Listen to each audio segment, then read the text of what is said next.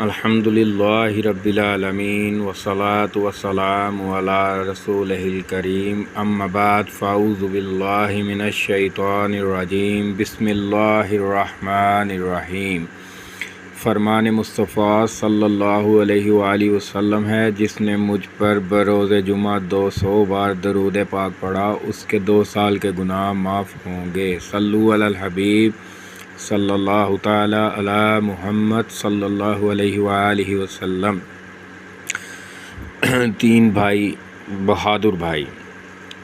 علامہ ابو الفرج ابن جوزی رحمۃ اللہ تعالی علیہ عیون الحکایات میں نقل کرتے ہیں، 3 شامی گھڑ سوار بہادر نوجوان بھائی اسلامی لشکر کے ساتھ جہاد پر روانہ ہوئے، لیکن وہ لشکر سے الگ ہو کر چلتے اور پڑاؤ ڈالتے تھے، اور جب تک کفار کا لشکر ان پر حملہ میں پہل نہ کرتا وہ لڑائی میں حصہ نہیں لیتے تھے۔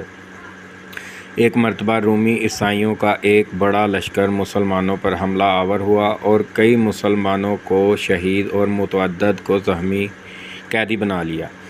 یہ بھائی آپس میں کہنے لگے، مسلمانوں پر ایک بہت بڑی مصیبت نازل ہو گئی ہے، ہم پر لازم ہے کہ اپنی جانوں کی پرواہ کیے بغیر جنگ میں کود پڑیں۔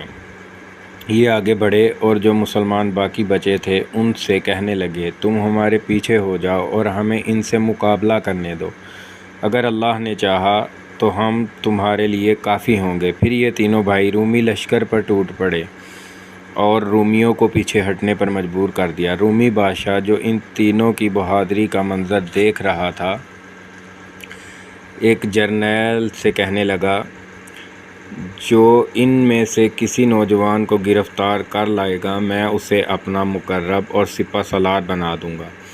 رومی لشکر نے یہ اعلان سن کر اپنی جانیں لڑا دی اور آخرکار ان تینوں بھائیوں کو بغیر زخمی کیے ہوئے گرفتار کرنے میں کامیاب ہو گئے۔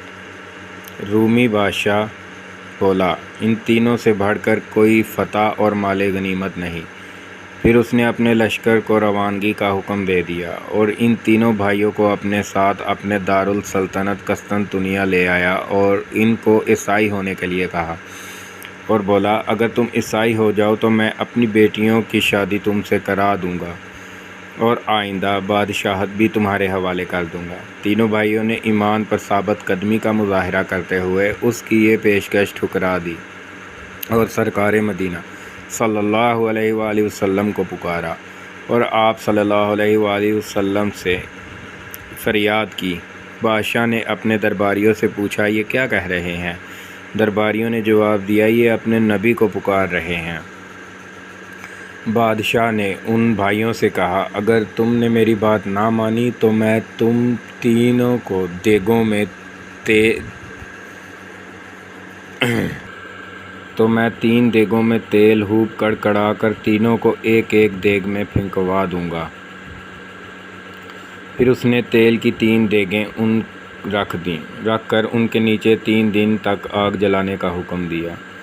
ہر دن ان 3 بھائیوں کو ان دیگوں کے پاس لایا جاتا اور بادشاہ اپنی پیشکش ان کے سامنے رکھتا، عیسائی ہو جاؤ تو میں اپنی بیٹیوں کی شادی بھی تم سے کراؤں گا اور آئندہ بادشاہت بھی تمہارے حوالے کر دوں گا۔ یہ تینوں بھائی ہر بار ایمان پر ثابت قدم رہے اور بادشاہ کی پیشکش کو ٹھکرا دیا۔ 3 دن کے بعد بادشاہ نے بڑے بھائی کو پکارا اور اپنا مطالبہ دہرایا۔ اس مرد مجاہد نے انکار کیا۔ بادشاہ نے دھمکی دی، میں تجھے اس دیگ میں پھینکوا دوں گا، لیکن اس نے پھر بھی انکار ہی کیا۔ آخرکار بادشاہ نے طیش میں آ کر اسے دیگ میں ڈالنے کا حکم دے دیا۔ جیسے ہی اس نوجوان کو کھولتے ہوئے تیل میں ڈالا گیا، آنن فانن اس کا سب گوشت پوست جل گیا اور اس کی ہڈیاں اوپر ظاہر ہو گئیں۔ بادشاہ نے دوسرے بھائی کے ساتھ بھی اس طرح کیا اور اسے بھی کھولتے تیل میں پھینکوا دیا۔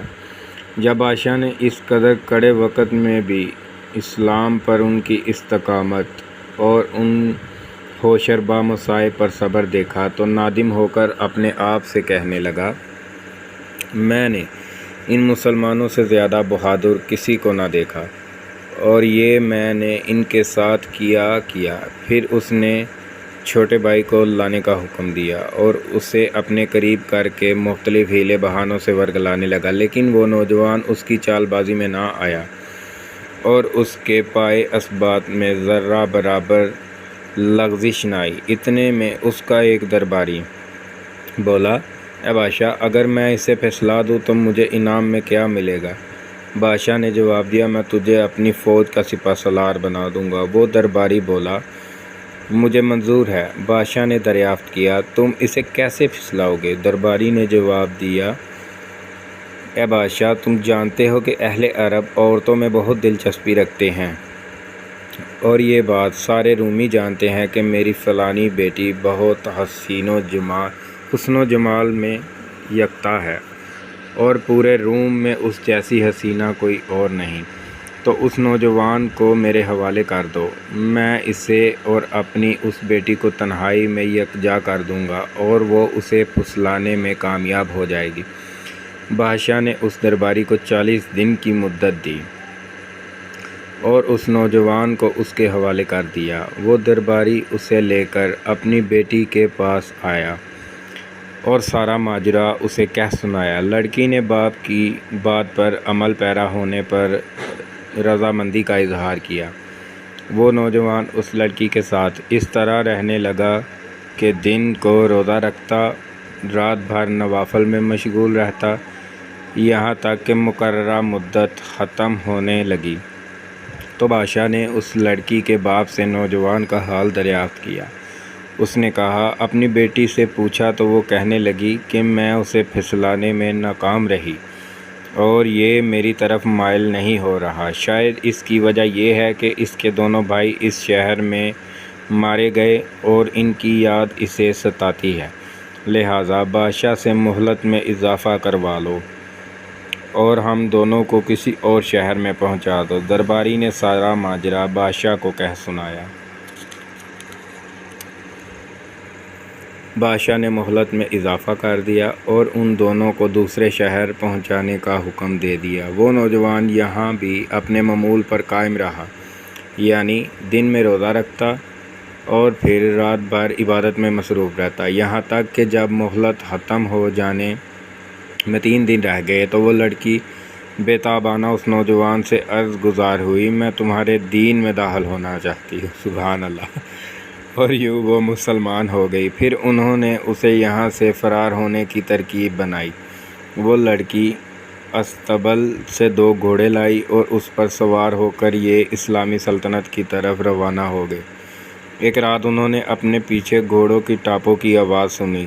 لڑکی سمجھی کہ عیسائی سپاہی ان کا پیچھا کرتے ہوئے قریب آ پہنچے۔ اس لڑکی نے نوجوان سے کہا، آپ اس رب سے جس پر میں ایمان لا چکی ہوں دعا کیجئے کہ وہ ہمیں ہمارے دشمنوں سے نجات عطا فرمائے۔ نوجوان نے پلٹ کر دیکھا تو حیران رہ گیا کہ اس کے وہ دونوں بھائی جو شہید ہو چکے تھے، فرشتوں کے ایک گروہ کے ساتھ ان گھوڑوں پر سوار ہیں۔ اس نے ان کو سلام کیا اور پھر ان کے احوال دریافت کیے۔ وہ دونوں کہنے لگے، ہم ایک ہی غوطے میں جنت الفردوس میں پہنچ گئے تھے اور اللہ عز و جل نے ہمیں تمہارے پاس بھیجا ہے۔ اس کے بعد وہ لوٹ گئے۔ وہ نوجوان اس لڑکی کے ساتھ ملک شام پہنچا اور اس کے ساتھ شادی کر کے وہیں رہنے لگا۔ ان 3 بہادر شامی بھائیوں کا قصہ ملک شام میں بہت ہی مشہور ہے اور ان کی شان میں قصیدے بھی کہے گئے۔ سبحان اللہ!